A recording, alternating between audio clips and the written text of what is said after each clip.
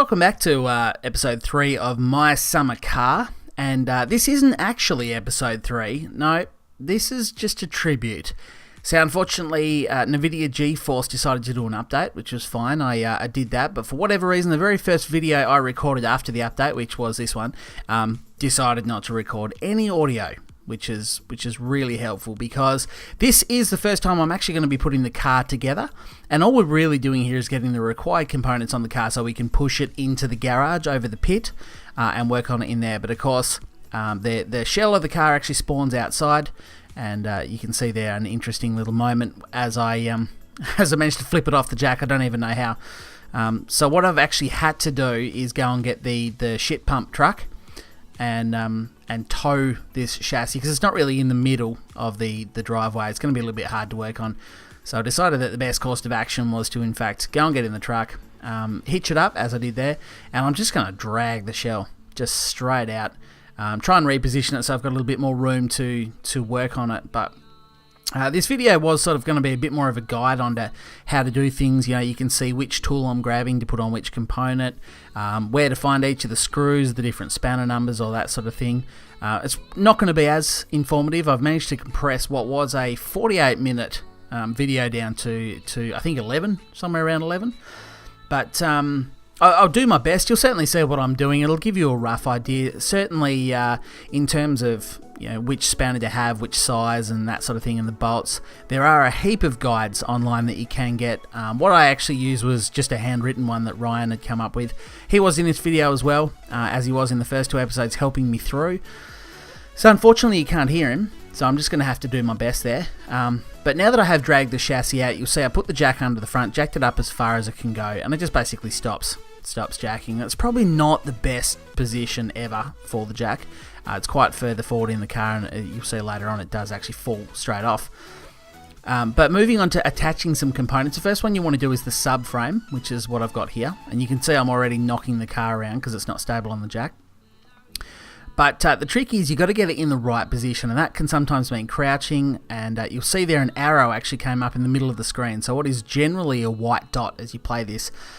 Once you get the part into position properly, a tick will appear, and then you can just install the part. It'll hold it there. That's exactly how you do every component on the car.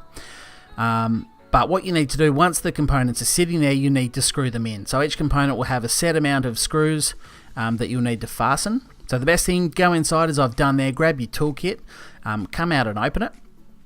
Now to go between tool mode and non-tool mode is pressing 1 and 2 on the keyboard. They're the default settings.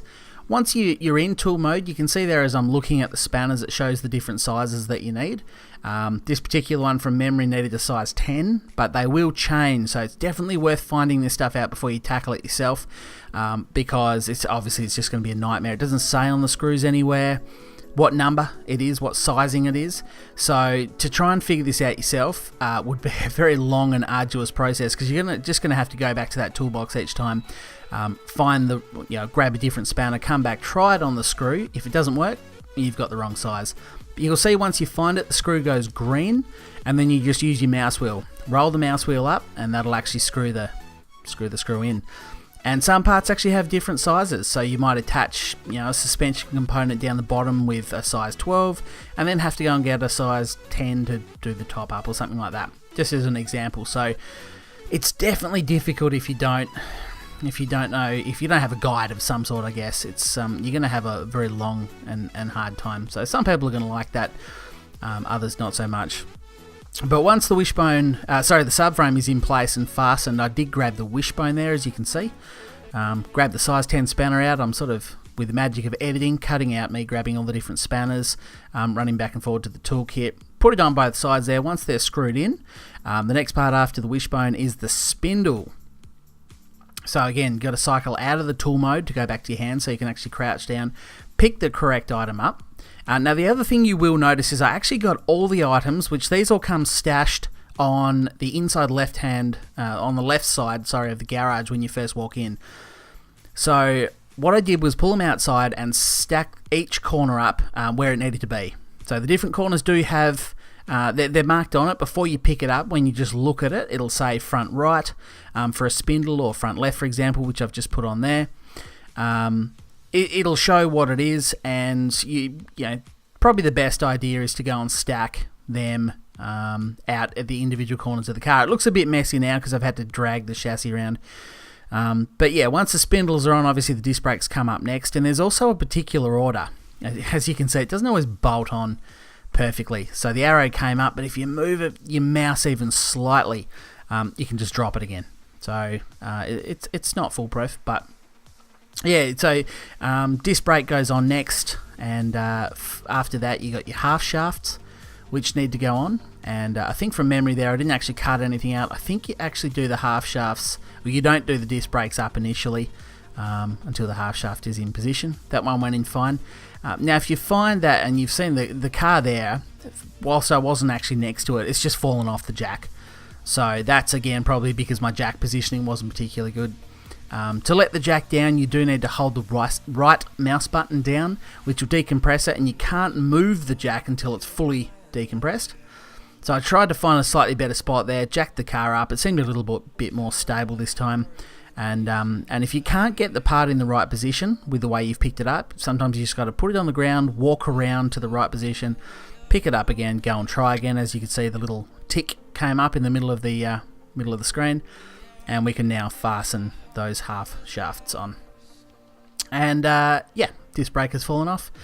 Just seems to be one of those things that happens. You drop them, you knock them off, get the spanner back out, tighten that nut up if it'll allow me there. Yep, there you go, it's gone green. And that's another thing you'll see I've leant over there. I'm just putting the half shafts in here now.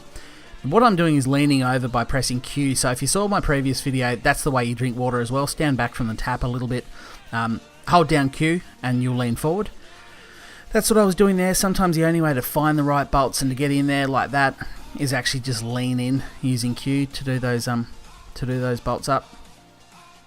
And yeah, and get those ones bolted in. So next up after the half shafts was the steering rack. So I presume that's what I'm wandering over here to do. Again, it's very hard because I can't sort of hear what's going on or anything like that. These would have to be steering rods, I'd imagine. And then no, I've moved on. Okay, so when you finally get to your strut, again, what I've had to do there is put it on the ground because I couldn't get it into position properly. So that's the best way to flip it around, because of course your mouse wheel will move it in one direction, but not both directions. So once the strut's in, again, this is one of the ones where it was a different sizing. I think from memory it was a size 10 at the top, which are those three I'm putting in now. And I think the ones down the bottom were a 12 or something along those lines. Definitely worth getting. Another little tip here, as I was getting the wheels out, I kind of hadn't even noticed that my thirst had gone into the red. So it's pretty easy to get tunnel vision, and you forget about all the thirst and everything like that. So it's always a good idea to have. Of course, I could have just run inside and drank from the tap, which I think I eventually did.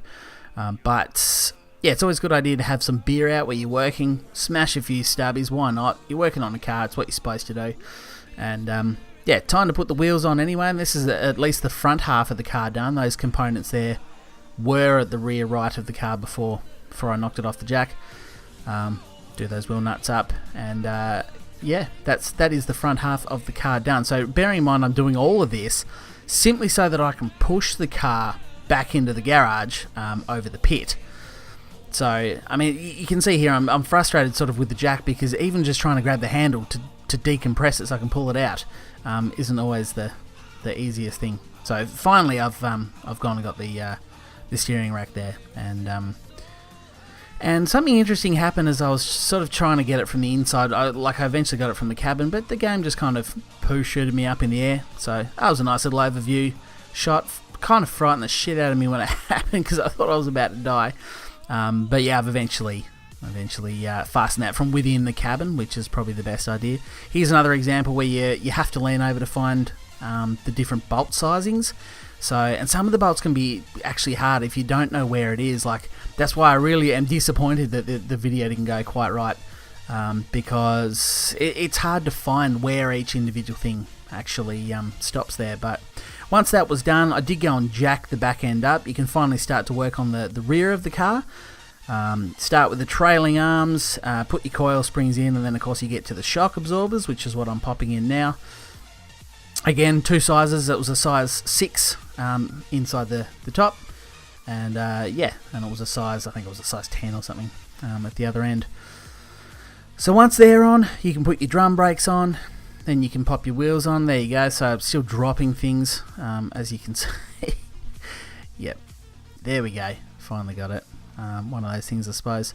Pop the wheels on, and that is then the whole car done in a position to actually push the car around. Now you can generally push the car. I think it was the F button actually did that. You can normally, if you don't knock it off the jack like I did, you could just push it straight in, and it's going to be over the pit inside there. But slightly more difficult for me because I like causing problems for myself. So I went and got the steering wheel, put that on, and in the vain hope that I might be able to put some steering angle on the wheel and push it with some steering angle on. That didn't happen, even though it does pop up. You know, I'm still dropping things. I tell you what, geez, this was good fun. No, it really was. It was entertaining enough, but yeah. So I tried to put the steering wheel on, and it didn't work. So at this point, I didn't record in this video. I'm going to have to try and drag the car around, tow it around, and get it in there, which will be the start of the next episode. So sorry, this was a bit of a weird one, but thanks for joining me anyway. Hopefully I'll see you back for episode 4, which will be recorded as I'm doing it. Alright, thanks for watching. Bye for now.